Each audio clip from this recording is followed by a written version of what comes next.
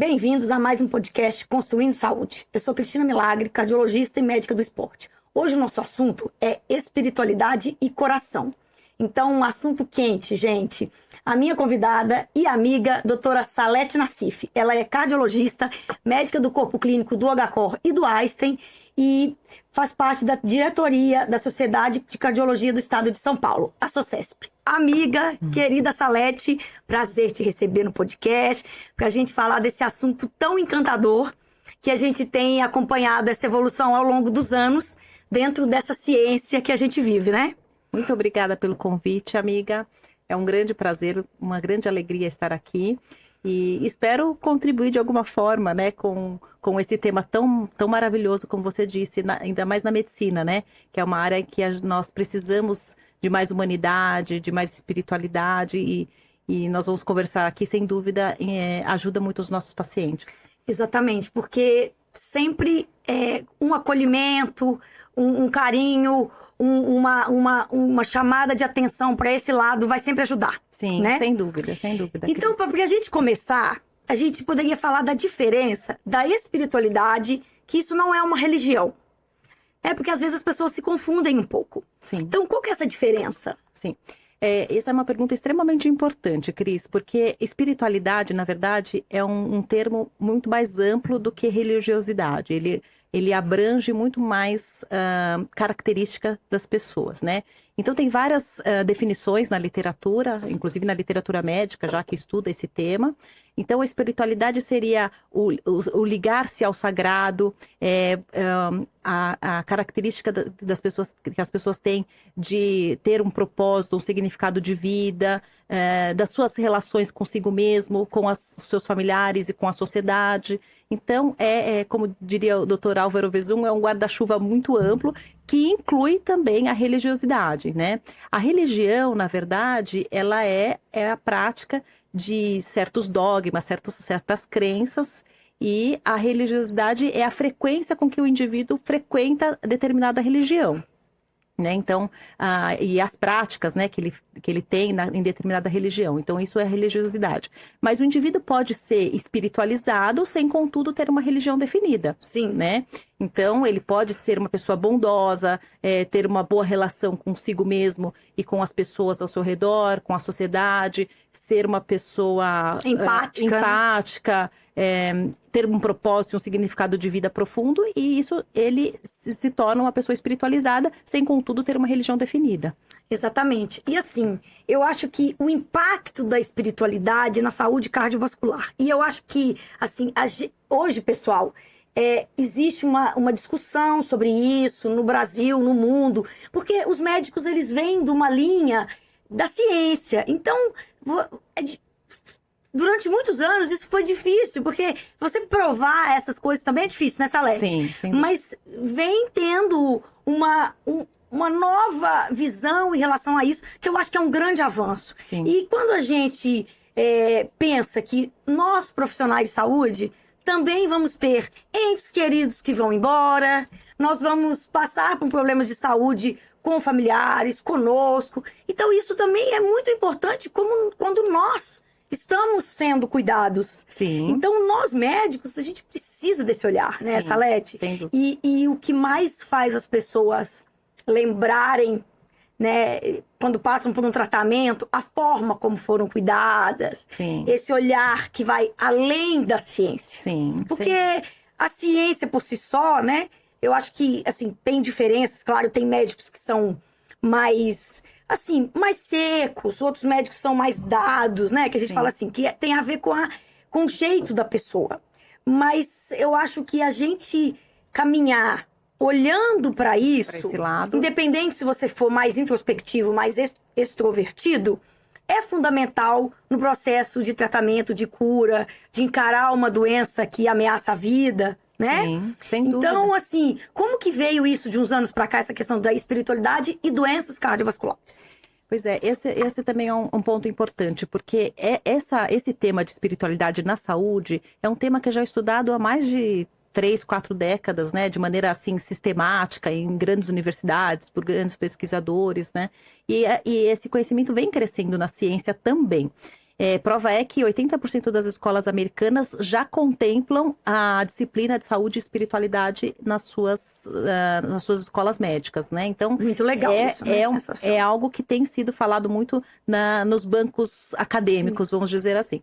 E no setor de pesquisa também, de ciência, também tem sido feito muitos trabalhos científicos. Então, se você colocar lá no PubMed e escrever espiritualidade e doença cardiovascular, vai aparecer assim... Um monte de estudos. Muitos, certamente mais de 20 mil estudos sobre o tema, né? De forma que, então, isso tem sido trabalhado e tem sido visto junto com a ciência tradicional. Ao longo dos anos. Essa é a prova de que, de fato, influencia nas doenças e na recuperação, no enfrentamento de determinadas doenças, como você disse. E temos vários exemplos para dar, assim, né, para o nosso público. Então, por exemplo, em 2005, nós tivemos um grande estudo chamado InterHeart, que foi um estudo epidemiológico que mapeou os fatores de risco para doença cardiovascular, né? Então, quais são os fatores que realmente influenciam no infarto agudo do miocárdio, né? Que é a doença mais temida, vamos dizer assim, do coração. E esse estudo, ele mapeou, então, os fatores de risco em 52 diferentes países do mundo. E o Brasil teve uma grande participação, inclusive o próprio professor Álvaro Vezum, que é um cardiologista brasileiro que estuda muito esse tema, foi ativamente pesquisador desse estudo.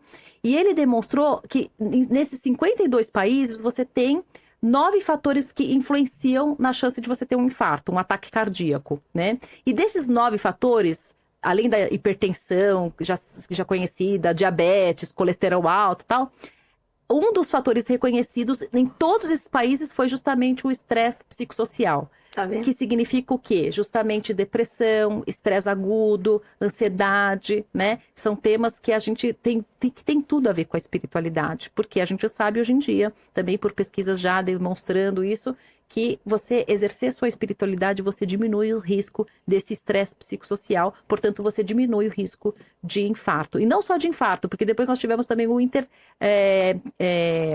interstroke, que é sobre AVC. E também foram mapeados os fatores de risco e o estresse psicossocial também foi reconhecidamente um fator de risco. De forma que não dá mais para a ciência, para os médicos, para os profissionais de saúde, eu diria, negarem esse tema como sendo um tema extremamente importante para controle das doenças, inclusive para prevenção de doença cardiovascular. Inclusive, às vezes, no consultório, né, quando a paciente às vezes começa com tanto de queixa, assim, que a pessoa não para de falar, você vê que a pessoa tá precisando. Tá precisando, é. Aí você fala assim, mas você tem chorado muito? Como você está? E a pessoa desaba a chorar. Isso. Né? Então, assim, você vê que ela tá por um fio. Isso. Né? Então, se ela tá por um fio e ela tem uma predisposição, às vezes aquilo ali é o gatilho. É o gatilho. Pra acontecer. E isso é um ponto extremamente importante. Então, o cardiologista está diante do seu paciente, como você falou, que está lá avaliando o diabetes, o colesterol, você já deu remédio para colesterol, mas você está sentindo que tem algo a mais e que esse algo a mais é o que está deixando ela extremamente com nível de estresse alto, vamos dizer. Angústia. Né? Aquelas coisas. Não é possível mais o cardiologista não abordar isso. Se ele não sentir a vontade para abordar, porque muitos médicos, colegas não têm essa facilidade, vamos dizer assim, tudo bem, mas o importante é que se identifique essa demanda espiritual, e mostre um caminho, né? Essa demanda de estresse agudo e que encaminhe faça um direcionamento para que o paciente trate dessa esfera também. Porque não é só a esfera física, né, não. Cris? Definitivamente não é. Nós não podemos mais tratar só o físico. É muito importante nós olharmos a parte mental, a parte espiritual dos pacientes. Então, se o médico não se sente confortável para abordar, para fazer história espiritual, enfim, não há problema nenhum nisso.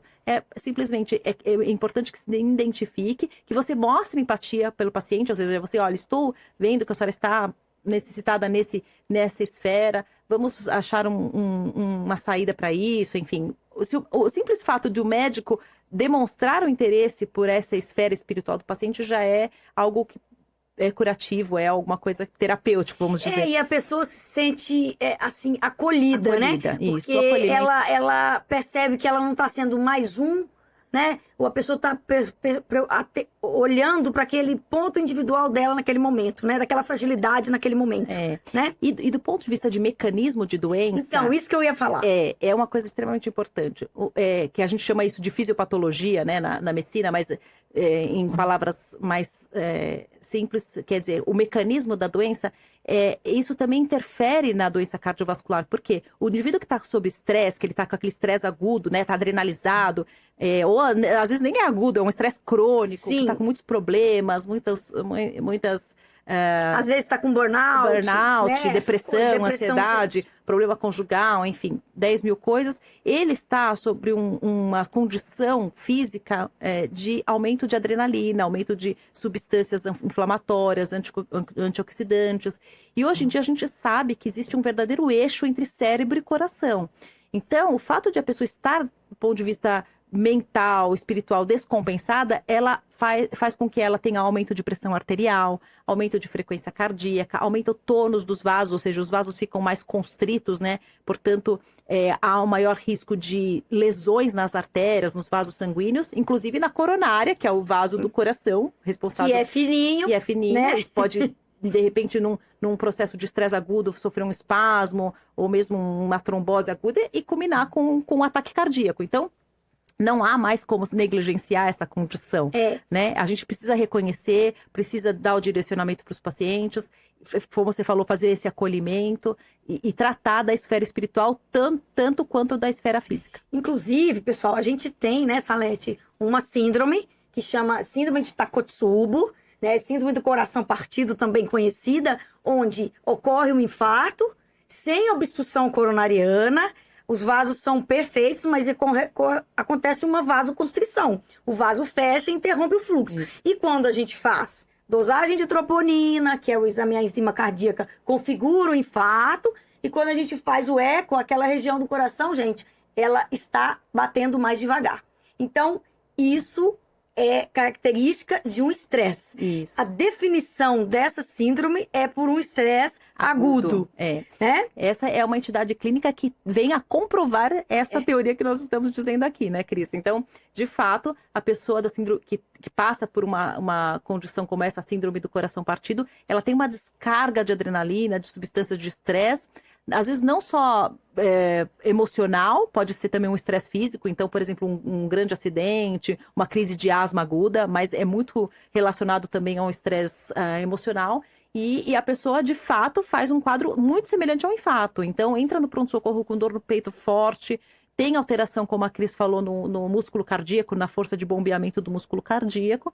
E isso foi... E o cateterismo não tem nenhuma lesão. Não tem obstrução, não tem lesão. Quando a gente estava na pandemia, teve uma funcionária do HCOR que estava na Cidade Jardim fazendo um exame diagnóstico de um possível câncer. Era uma história assim.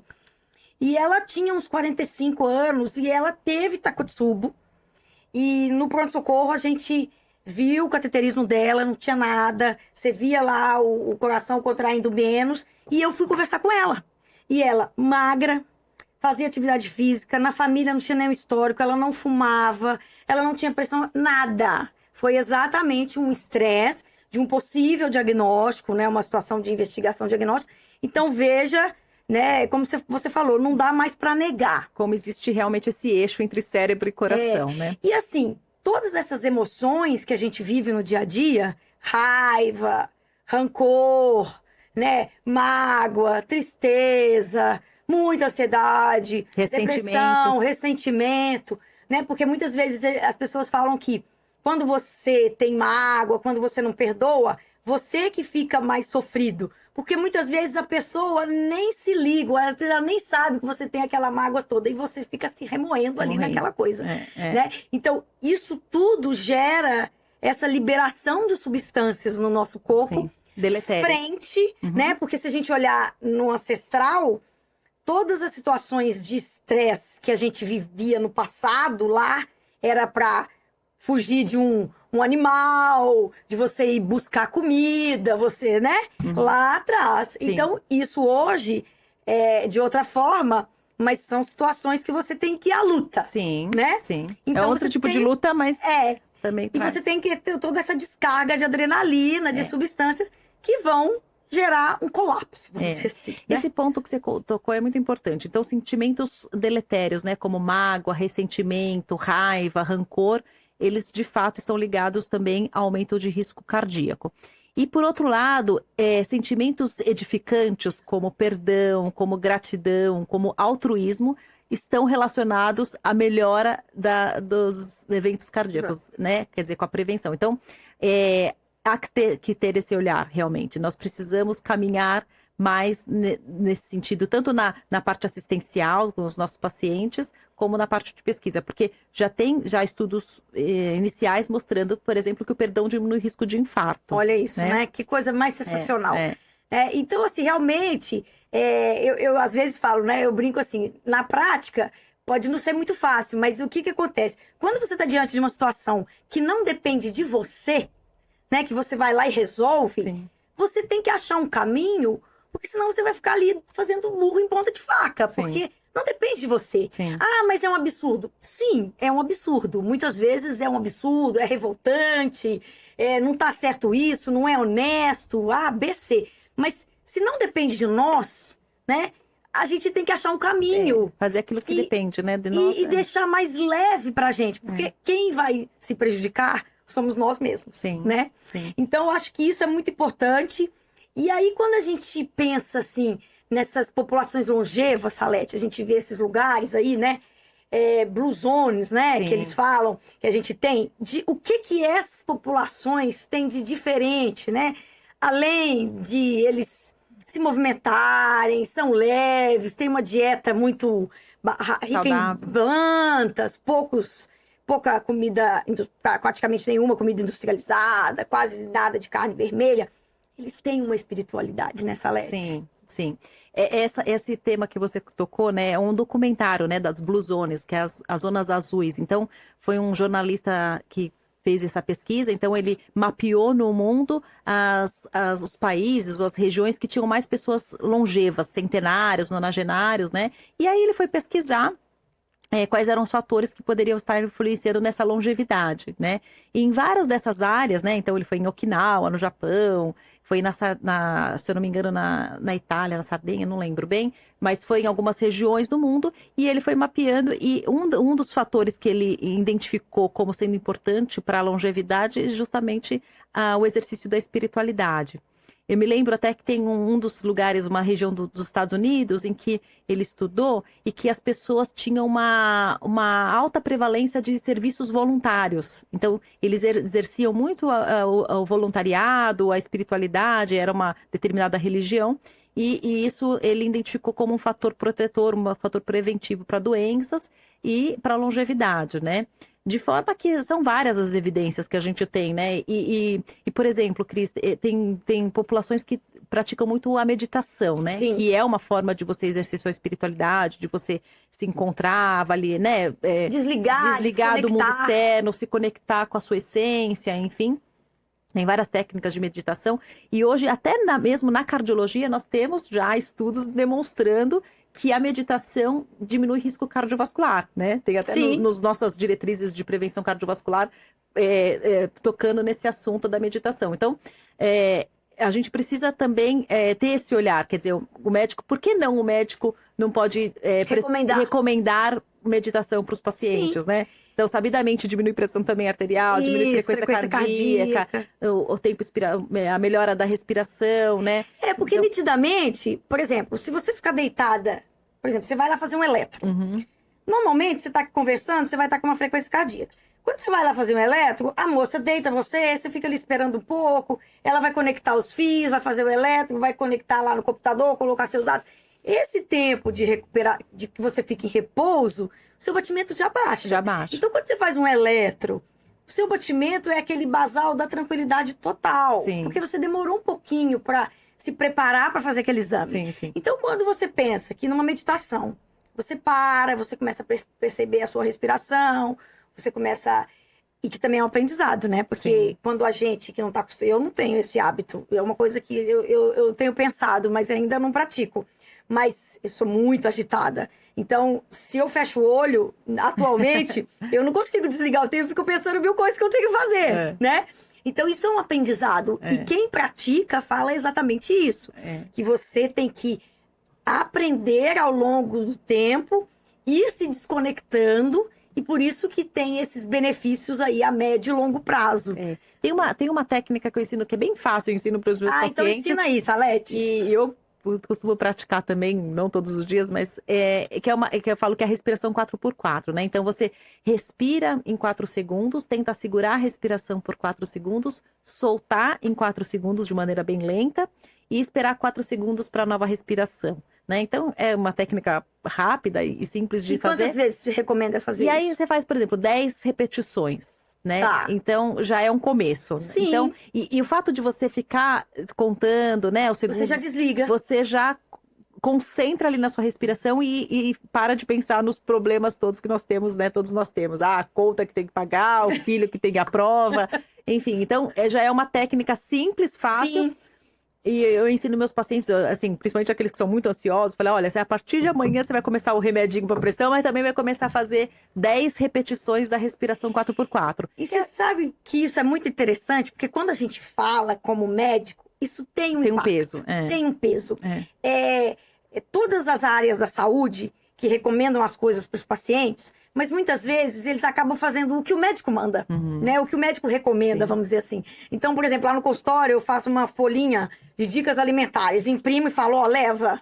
Sim. Aí eles falam, doutora, tá lá na geladeira. Sim. Tá lá no meu... Né? Tipo, eles leem e alguma coisa eles pegam. É algo que ele teria acesso na internet, em qualquer lugar, mas o simples fato de ter sido dado pela mão do médico tem um peso. Tem esse peso. E quando a gente fala... E aí, esses dias eu estava gravando um podcast sobre ansiedade com o Christian Dunker, que é um psicanalista aí muito renomado. Quando eu dei um exemplo aqui que a gente tá agitado, que a gente fala, para, respira. Aí ele falou, olha que interessante. Por que para e respira? Porque quando você para e respira, você percebe que você tem um corpo. Sim. Você começa a se conectar com esse corpo. Porque quando você vai no grau da ansiedade, é o que ele fala, o ansioso, ele tá à frente do tempo. Sim. E o deprimido tá atrás, né? Então ele fala que, tanto a ansiedade quanto a depressão, é um protesto, assim. Que você tá à frente do tempo protestando ou atrás protestando, né? Então, quando você fala para e respira... Você se traz ao presente, né? Você vem percebendo que você é um corpo e que você... E é o que você vai fazer. Você começa a... Você vai ter que contar 4 segundos e aí, sem querer, você já desconectou. Porque você não consegue contar 4 segundos, pensar em outra coisa, fazer não sei o quê. Não dá. Sim. Mesmo a gente sendo mulher, fazendo 1000 coisas ao mesmo tempo, é difícil. Né? Então, assim, eu acho que... E a gente percebe os pacientes gostam desse lado. Esse é um ponto... Não é? Esse é um ponto muito legal que você tocou. Então, tem um pesquisador americano que chama Harold Koenig. É um dos pesquisadores que no mundo mais estuda esse tema de espiritualidade e relacionado à saúde, né? E ele é americano, ele é um pesquisador da Duke University, bem conhecido. E ele fez várias pesquisas já há 20, 30 anos atrás, demonstrando que, por exemplo, nos Estados Unidos, que a gente até acredita que é um país, né, existe um certo preconceito de ser um país super materialista e tal, mas lá 96% das pessoas acreditam em Deus. E mais de 90%, quando perguntadas nesses questionários, gostariam que o seu médico abordasse espiritualidade na consulta médica. Então, olha isso. Quer dizer, mais de 90%. Então, é algo que é uma necessidade, os pacientes, as pessoas, né? A população tem uma necessidade espiritual e eles gostariam que o seu médico perguntasse ou tocasse no assunto, né? E aqui, eu acredito que no Brasil a gente não tem pesquisas tão sistematizadas como do Dr. Harold Koenig, mas temos vários trabalhos, mas também demonstrando que a população brasileira é muito religiosa, acredita em Deus e tal. Então, e pelo perfil da população brasileira, eu tenho a impressão que até maior quantidade de pacientes responderiam positivo para essa pergunta. Assim, você gostaria que seu médico abordasse a espiritualidade, abordasse temas espirituais, emocionais com você na consulta médica? Eu acredito que a maior parte da população responderia que sim. Então, é isso. Eu acho que é um assunto que nós precisamos estar atentos. Tem muita publicação científica nesse tema e é algo que a gente precisa caminhar, né? Porque hoje em dia já está mais do que demonstrado que nós precisamos ter sentimentos edificantes para a prevenção do nosso coração e da saúde como um todo, Claro. né? O próprio Dr. Harold Koenig, eles têm trabalhos na oncologia, demonstrando que diminui o risco de câncer, trabalhos na área da psiquiatria, demonstrando que a espiritualidade Ajuda nesses ajuda tratamentos na de depressão e ansiedade, né? Que são, na verdade, verdadeiras epidemias, né, no nosso momento histórico. Então, a classe médica, os profissionais de saúde, tem que ter esse olhar, né, para a espiritualidade. Acho que é extremamente importante, né? Você lembra de algum caso assim seu que você acha que foi assim muito significativo? Tem muitos, eu tenho muitos exemplos, né, assim, mas eu tenho um caso que faz tempo já que a gente estudou, que era uma paciente que tinha um tumor de pâncreas, uma idosa que tinha um tumor de pâncreas, e que ela, por ser uma octogenária já mais longeva, ela decidiu não fazer o tratamento tradicional. Ela não quis fazer quimioterapia, não quis fazer nenhum tipo de cirurgia, e ela decidiu, ela já tinha uma religião definida, e ela decidiu que ela faria só o tratamento espiritual. É claro que isso foi uma escolha dela, né? Assim, a gente sempre recomenda que o paciente faça o tratamento médico tradicional e faça também o tratamento espiritual, seja qual for a religião do paciente. Né? Porque, sem dúvida, ajuda o enfrentamento, ajuda tudo isso que nós já falamos. Até porque o tumor de câncer é um tumor agressivo, né? E aí ela decidiu fazer isso, e ela seguia num grande hospital aqui em São Paulo, e ela fazia ressonância de controle a cada 6 meses, né? Orientada pelo médico dela. E, de fato, o tumor foi diminuindo.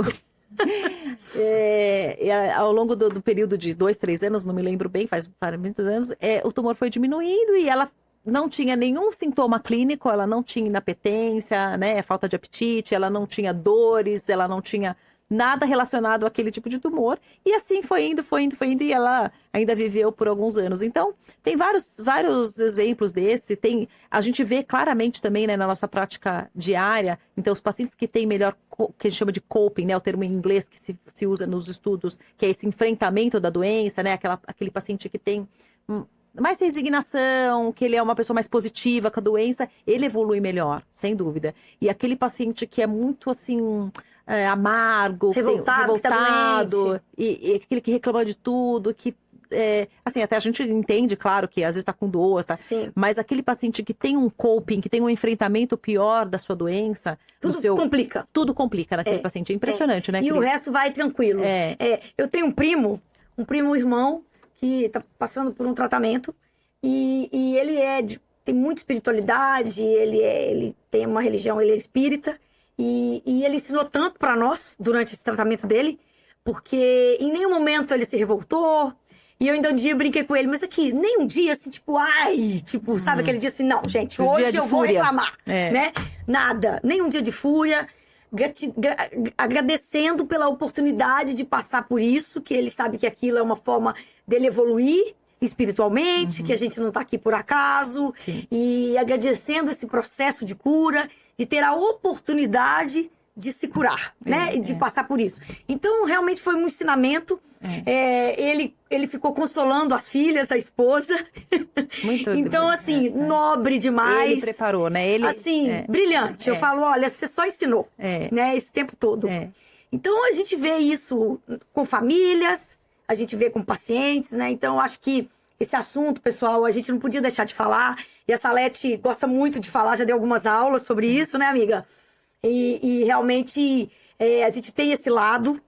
Eu falo que nós médicos, a gente não cura ninguém de nada. A gente trata, a gente acolhe, a gente mostra os caminhos, né? E a gente tem a simpatia. Sim. Porque eu falo que quando alguém vai até nos procura, algo tem que ficar, né? As pessoas têm que lembrar de você com um coração bom, assim, com um sentimento bom. Sim, então, quando às vezes você consulta a pessoa uma vez, mas ela sempre lembra de você. Sim. E às vezes, anos depois, ela vai lá te procurar por algum motivo. Porque algo ficou. E não foi a ciência. Sim, definitivamente. Não foi pela ciência. Exatamente, porque hoje em dia, por exemplo, em São Paulo, a gente vive num grande centro, né? Os médicos são tecnicamente muito bons, né? A maioria se atualiza, vai em congressos médicos e tal. Então precisa desse diferencial, né? As pessoas que lidam com o ser humano, né? Essas profissões da área da saúde que lidam com o ser humano, tem que ter esse algo a mais, né? Que a gente fala. Tem que ter amor pelo paciente, pelo ser humano.